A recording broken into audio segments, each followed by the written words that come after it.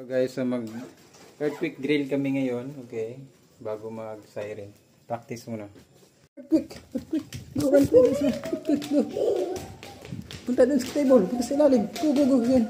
Cover, niya, no, go. Mami, dito. Yan, go.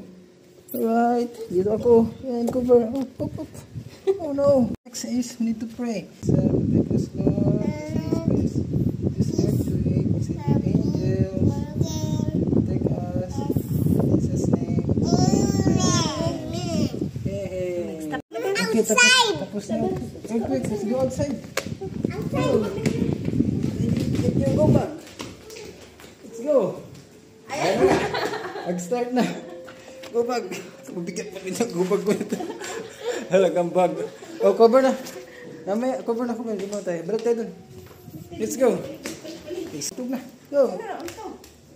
Wala ka rin niya. Let's go. Go bag. Let's go. Siren pa man. Huwag ka na yan. Tapos na yung siren. Bilis na natin. Go.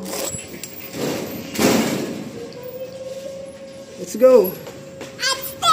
Let's go. Let's run. Let's go quick. Let's go, run.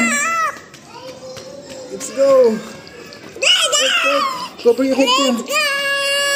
Cover your head. Cover your head. Let's go.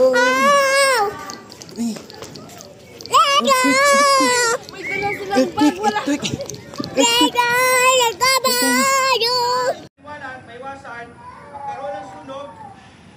Ang alam ko po na isang magandang gawin, if there is no fire extinguisher, kumuha kayo ng kumot, yun yung papasain ninyo at itataklo po sa anumang nag-aapoy. Apoy. Huwag nyo pong iwanan na hayaan nyo Earthquake drill. Pasain ng kumot o tawin, yung po magandang pagtaklo.